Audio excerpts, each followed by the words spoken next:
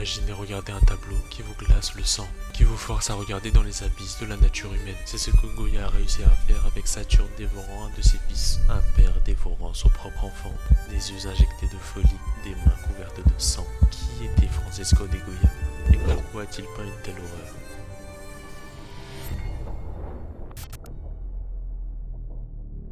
Le terrifiant tableau de Goya, Saturne dévorant un de ses fils, n'est pas né de son imagination. Il s'inspire d'un des mythes les plus sombres de l'Antiquité. Saturne, que les Grecs nommaient Chronos, était le plus jeune des titans. Fils d'Ouranos et de Gaïa, l'histoire de Chronos est marquée par la violence dès son origine. Pour prendre le pouvoir, il châtra son propre père Ouranos avec une faucille et devint ainsi le nouveau souverain du monde. Mais une terrible prophétie vient assombrir son règne. Comme lui avait renversé son père, l'un de ses propres enfants le détrônerait à son tour. Le mythe de Saturne porte en lui plusieurs symboles puissants. D'abord, il représente le temps qui dévore tout, consumant ses propres créations dans un cycle implacable. C'est cette dimension que Goya a particulièrement exploitée dans son tableau, montrant Saturne émacié, aux yeux exorbités par la folie, dévorant sauvagement le corps de son fils. Sur un plan psychologique, le mythe illustre la peur pathologique du changement, le refus de la succession naturelle des générations et la tyrannie de ceux qui s'accrochent au pouvoir à tout prix. L'ironie du mythe réside dans sa circularité. Malgré tous ses efforts pour échapper à la prophétie, Chronos ne fait que répéter le schéma de violence qu'il avait lui-même initié contre son propre père. Sa tentative désespérée d'échapper au destin le conduit précisément à sa chute. Ainsi, le mythe de Saturne ne rappelle que le pouvoir qui se maintient par la peur et la destruction, portant en lui les germes de sa propre chute.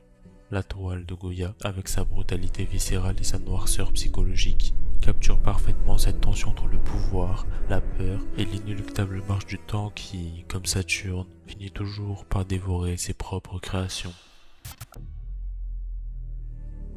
Francisco de Goya naît le 30 mars 1746 à Fuente de Todos, près de Saragosse, dans une famille modeste. Après une formation initiale à Saragosse, il se rend à Madrid, où il devient l'élève de Francisco Bayeux.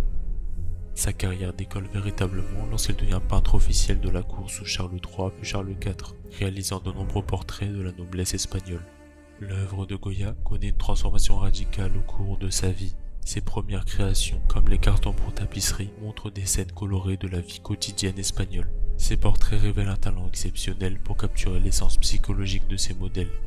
Un tournant majeur survient en 1793, quand une grave maladie le laisse sourd. Cette affliction, combinée aux horreurs des guerres napoléoniennes dont il est témoin, assombrit considérablement sa vision artistique. C'est dans ce contexte qu'il crée les peintures noires sur les murs de sa maison de campagne à Quinta del Sordo, dont fait partie Saturne, dévorant un de ses fils. Goya peint cette œuvre dans une Espagne marquée par de profonds bouleversements politiques.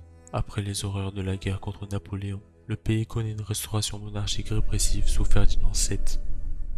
Ces événements ont certainement nourri l'approche sombre et pessimiste de Goya. Sur le plan symbolique, l'œuvre peut être interprétée comme une critique impitoyable de la tyrannie politique et de la violence du pouvoir qui se maintient en dévorant ses enfants.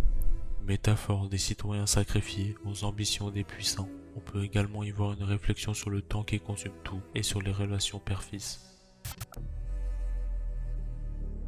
Goya utilise des coups de pinceau larges et expressifs, annonçant l'impressionnisme moderne. Les contours flous et la déformation anatomique créent une impression de cauchemar qui amplifie l'impact émotionnel. Cette technique révolutionnaire pour l'époque marque une rupture avec l'académisme et ouvre la voie à l'art moderne. À l'origine partie des peintures murales de sa maison privée, l'œuvre n'était pas destinée au public. Ce n'est qu'après leur transfert sur toile et leur acquisition par le musée du Prado que ces œuvres commencèrent à exercer leur influence considérable.